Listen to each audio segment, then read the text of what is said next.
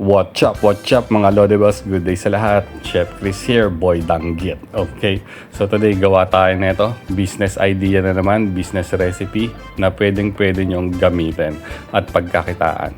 Okay, so here in Qatar, I'm doing menu, recipes, and training also sa mga different restaurants at mga food businesses, mga establishments na nangangailangan ng mga new menus, new ideas at mga bagong twist.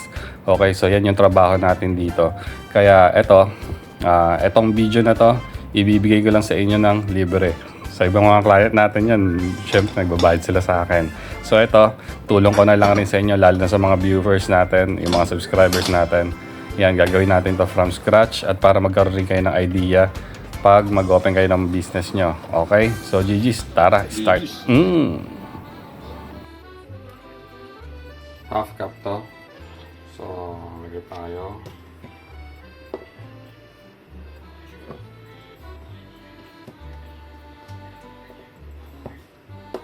One and half cup flour. Is, yeah.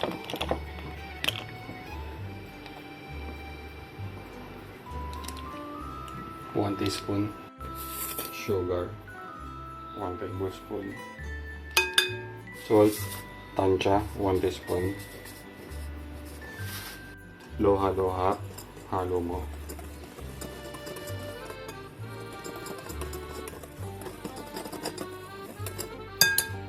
Half cup water. And then, magdagdag yung sandukan natin. Olive oil. Siguro 1 tablespoon. Loha-loha. Halo. Loha ang putya. Mamaya kamay na natin to.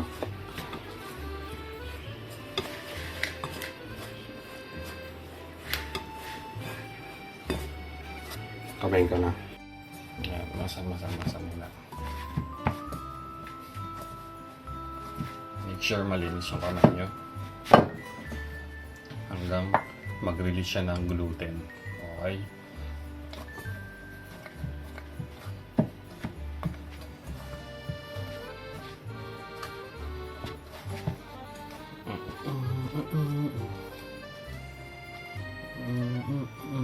Sige, masahin ko muna Yan, masahin natin. Test muna natin, then masahin ulit natin maya konti. Okay, lagay tayo olive oil.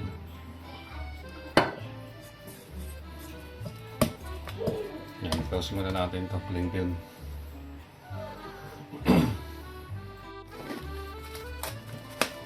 Balutan muna natin ng plastic.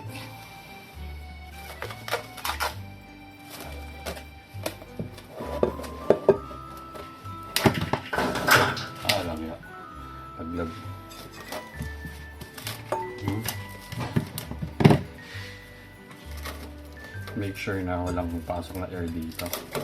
Then, lagay lang natin sa room temperature na area. Okay. So, meron tayo dito lamb, minced lamb. Walang lalagay ko. Ipagagamitan ako dito sa ibang konti. Ayan.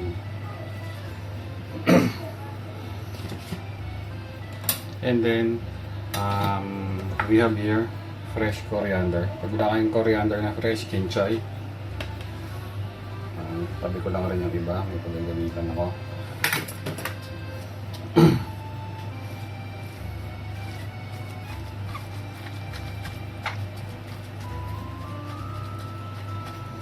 Kiwa muna tayo ng onion. Okay? Ayan. So, lagyan na tayo ng onion. Dami natin.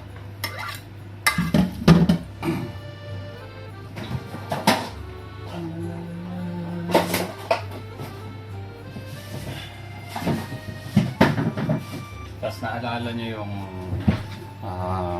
ano natin ginawa before. Ito. So kukuha lang tayo ng katas na ito. Hindi natin lalagay itong lada.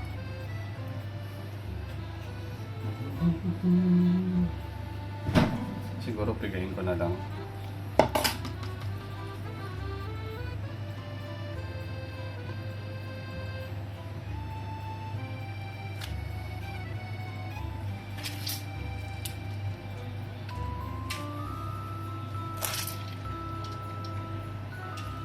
Ayan.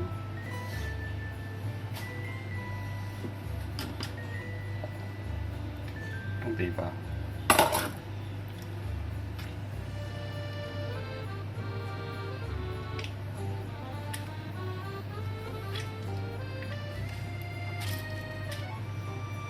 So dito mga idol, mag-mix and match lang tayo. Pag wala kayong available ng mga spices, pwede rin kayo gumamit kung ano available dyan sa inyo. So same procedure, different spices, okay lang din. So just play, mix and match, play with spices.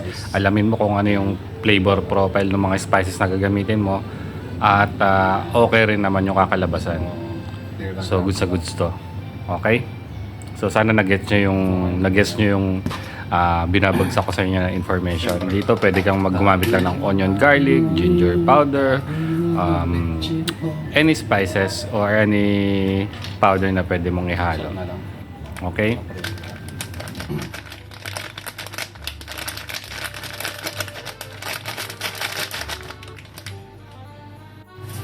Salt.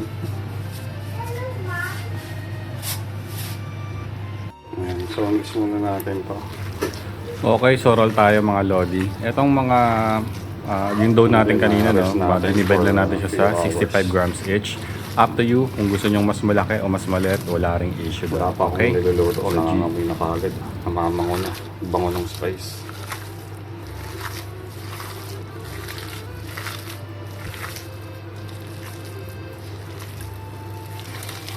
Lagyan natin ito sa chiller.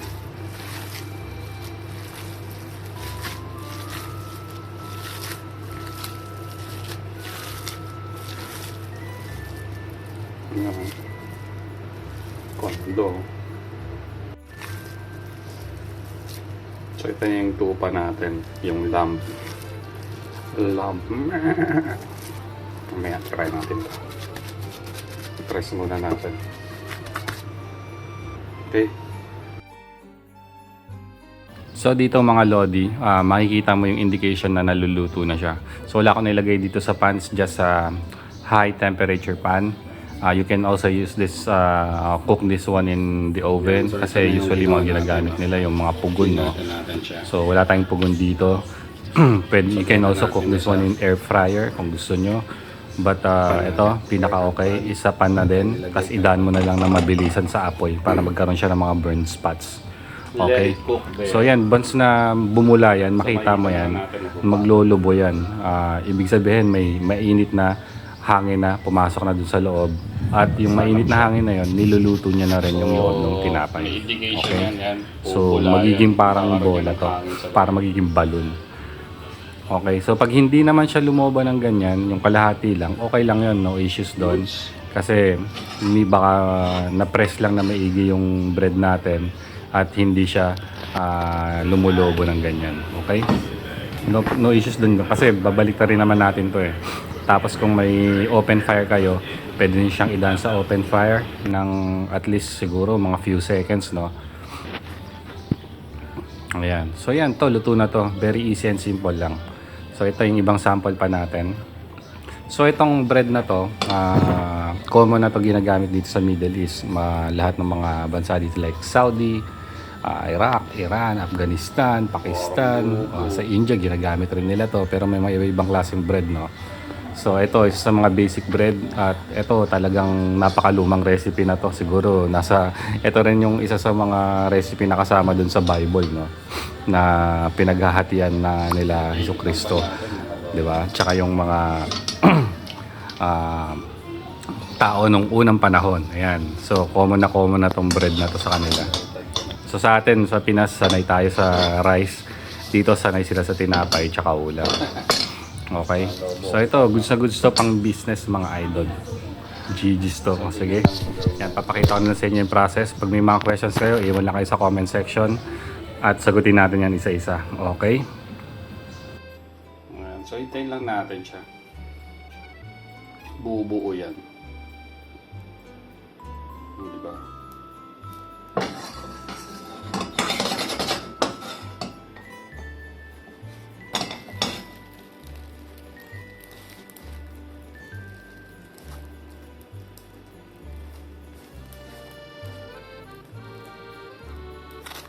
Tana.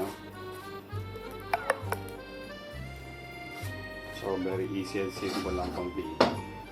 Ganyan lang siya.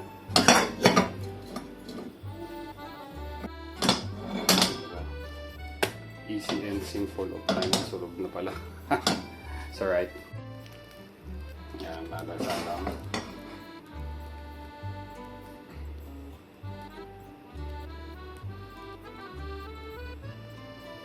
Kita nyo naman siya. Ayan o.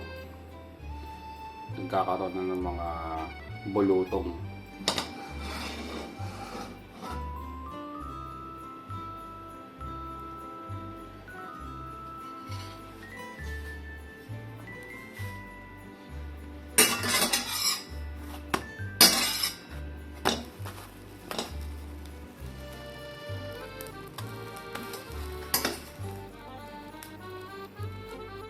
So start tayo. Gamit lang ako nito. Ano ba to? 1/4 cup. So dyan tayo maghuhulma. Lalagyan muna natin ng konti mantika. So lutuin ko lang yung kakainin ko lang ngayon. Ewan ko kung kakain si Commander. Hindi na kasi kumakain ng gabi. Nagpaprutas ka lang yan. Ayan.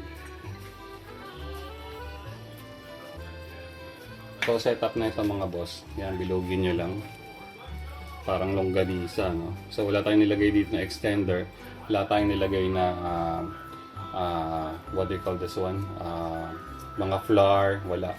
So puro lang siya. Okay. So ganyan. Press.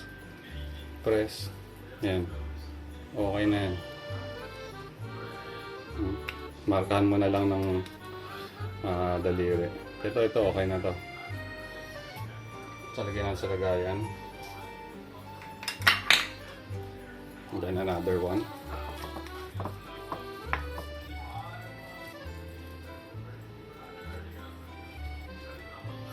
Amoy na amoy ko yung mga ginamit na herbs.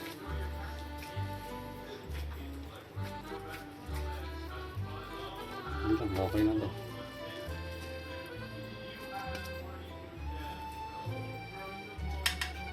Then, i-chill natin ito mga boss.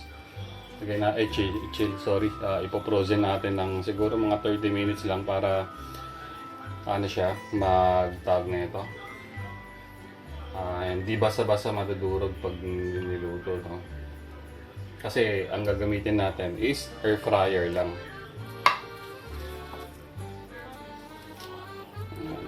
Siguro mga apat okay na to.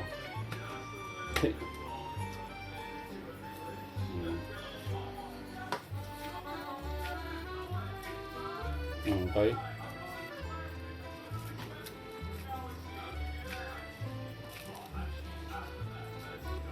Yan, okay na yan.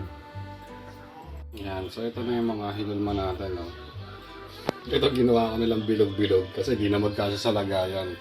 Ayoko na kung magkukuha pa isang lagayan. So ito, ibibake ko na lang siya ng isang beses. So what I have here is we have some tomato, ginger, onion, and coriander. So these are all leftovers na mga nakita ko sa fridge namin. So we just did some sauce. Ayan. We can use this one. It's healthy also. It's clean and walang mga preservative. Goods sa goods. Okay? So just add some apple cider and some salt. Okay? So very healthy na itong sauce natin. Okay. O yan. New ideas yan. Yan. So gumawa na tayo ng tangy na sauce natin ngayon. Gagawa naman tayo ng creamy at garlicky na sauce natin. Ito, cream cheese, garlic, and mayonnaise. So magkakaroon tayo ng iba't ibang depth of flavor dun sa gagawin natin mamaya. So may dalawang klase tayo na sauce. So isa, excuse me, maasim-asim na, maanghang-anghang. Ito naman, creamy siya na garlicky. Okay? So ganyan lang. Blend lang natin siya. This is a healthy one also. Goods na goods rin to. Okay, so pwede rin kayo mag-add ng konting milk kung gusto nyo for consistency.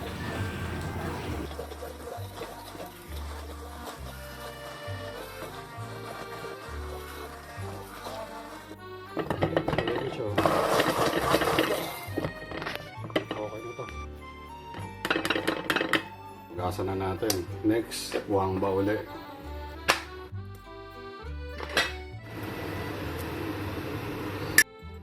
Mayonnaise.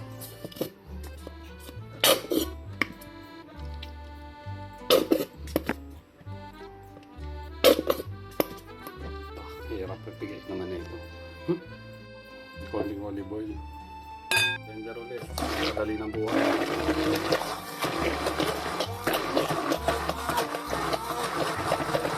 May tubig.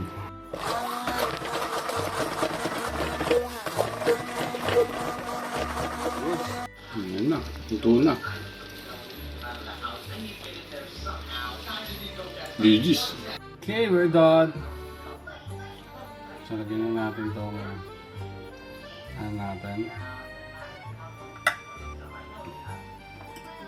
Just put some green garlic.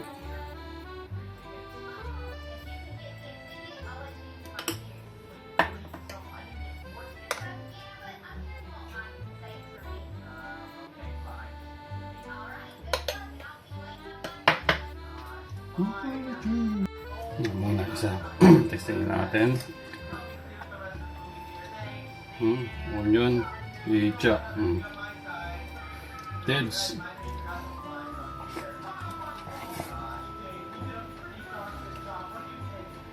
Oh my God. Sarap.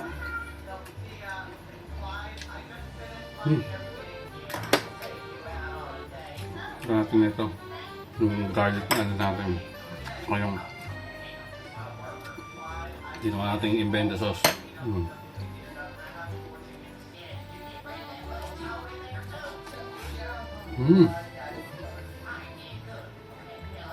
Bas muna. Sample natin.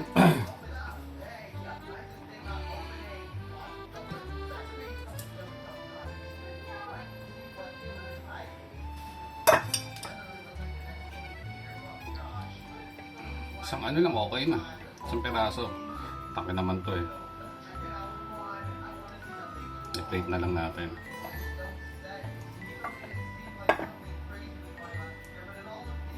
Okay.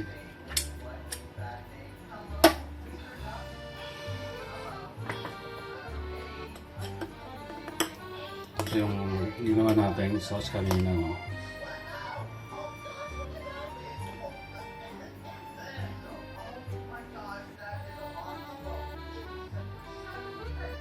Diesel ko na lang, medyo malapot eh. And then yung spicy tomato onion natin. Ito yung may sriracha tomato onion.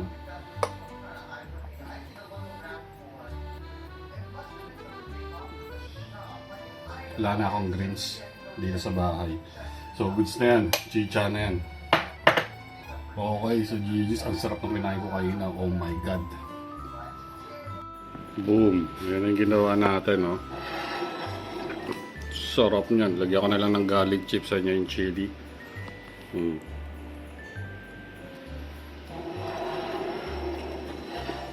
Natakpan na ng sauce. Yan ang ginawa natin na lamb. So, tupa yan ha. Tupa, sheep. Ito yung bread na tinira natin. Tapos ito yung sauce natin. Yan, napansikan na to. So ito yung cream cheese, mayo, garlic, and konting water. Ito naman, fresh onion, fresh tomato, olive oil, coriander, fresh. Ang pa ba nilagay natin? Tsaka sriracha. So ayan na siya. Sarap po. Tapos ito naman yung titirahin natin. Ito yung chicha natin yan. Sandali ko na dyan. Babalot ko na lang. You like it? Yummy? Ayan, chicha na. So sandwich lang kami ngayong gabi. GG's. Oh. Mm. Fresh is the best. Patay na naman si Commander na ito. May patay na naman diet nun. Oh. Ito yung ginawa natin tinapay. Oh. Ganda, no? So, GG's na. Okay, good day. Ciao.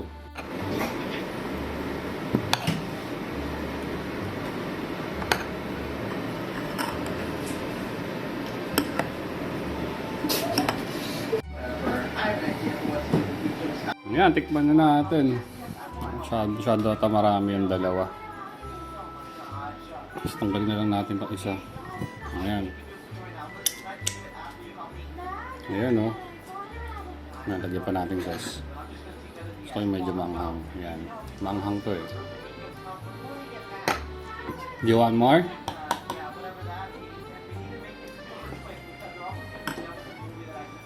Boom. Alam mo yan. Jumbo.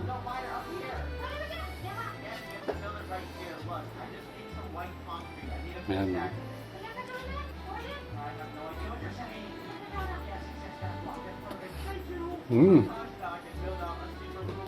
Oh my God.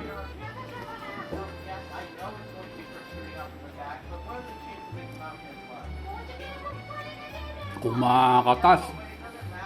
Ang sarap ng lamb. Ng tupa.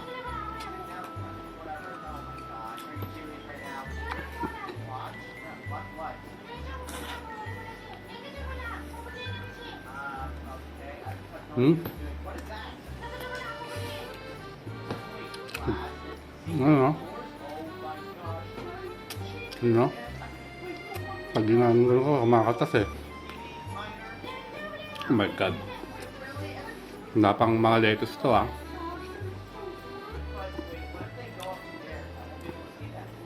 Kapag na magtayo sa Pinas na ito.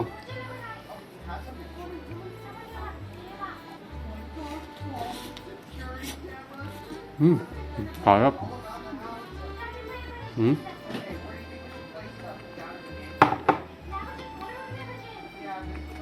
Ang dambot ng tinapay. Tapos yung spices na binigay natin. Grabe. Match na match. Dito pa lang busog na ako. Dito na makakain iba lang. Nagdidrip oh. Kainin ko na nga ito. Ganyan yung labas niya.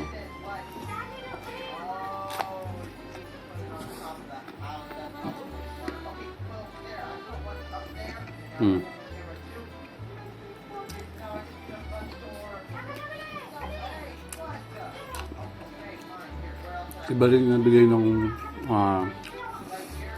inventong sauce na ginawa natin.